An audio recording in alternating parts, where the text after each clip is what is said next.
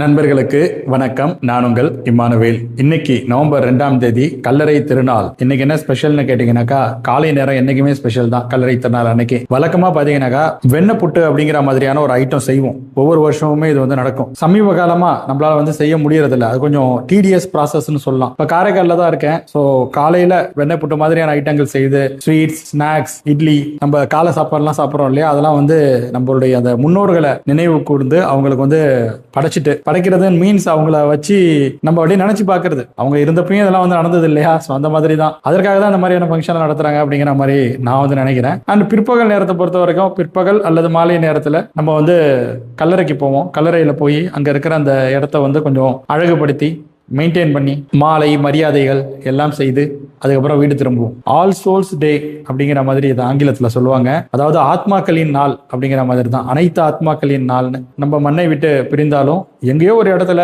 நம்மளுடைய ஆத்மா சுத்திட்டு இருக்கும் அப்படிங்கிற மாதிரி தான். அதாவது இதை இன்னொரு வகையில சொல்லணும்னாக்கா law of conservation of energy தான். Energy is neither be created nor be destroyed, it is disappear in one form and reappeared in another form. So அதுதான், இங்க ஏதோ ஒன்று மறையுதுனாக்கா ஏதோ ஒன்று உதயமாகுதுன்னு தான் அர்த்தம். இது பொதுவாக பார்த்தீங்கன்னா நம்மளால ஒரு தாக்கம், இந்த சமூகம் ஒன்னோட ஒன்று பிணைந்து கட்டமைக்கப்பட்டிருக்கிறது. ஒட்டுமொத்த இந்த பிரபஞ்சமும் அப்படிதான் இருக்குது. இதுல சூரியனை மட்டும் எடுத்துட்டோம்னாக்கா அதனால ஏற்படக்கூடிய பின்விளைவுகள் என்னென்னங்கிறது உங்களுக்கே தெரியும். பூமி ஏன் சுத்திக்கிட்டு இருக்கு, சூரியனை தான் சுத்திட்டு இருக்குது. ஸோ ஈர்ப்பு விசையிலே மாற்றங்கள் ஏற்படும் இல்லையா. ஸோ அது மாதிரி தான் நம்ம சமூகத்துல ஒரு மனிதர் இருக்கிற வரைக்கும் அதனுடைய தாக்கம் வேற மாதிரி இருக்கும். அந்த மனிதர் இல்லை அப்படிங்கும் போது அவரை காம்பன்சேட் பண்றதுக்கு வேற ஒரு விஷயம் உருவாகும். அந்த மாதிரி தான் இந்த வருஷமும் கல்லறை திருநாள். வெண்ணெய் புட்டு செய்யறது ரொம்ப கஷ்டமா இருக்கு அப்படிங்கிற மாதிரி சொல்லியிருந்தேன் இல்லையா. அதை காம்பன்சேட் பண்ற வகையில தான் இந்த வாட்டி நாங்கள் கடப்பாசி செஞ்சிட்டோம்.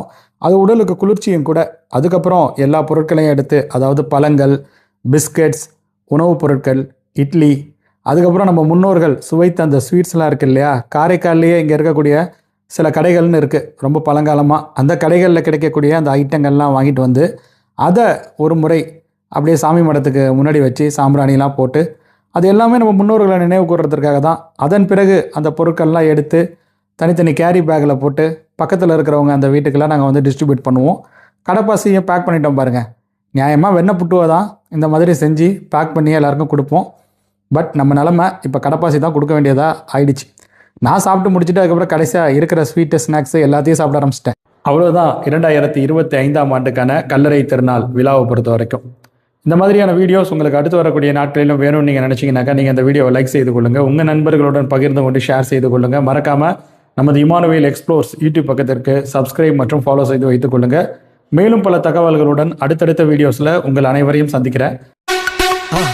மறக்காம சர்ப்ரைஸ் பண்ணுங்க. தேங்க்யூ.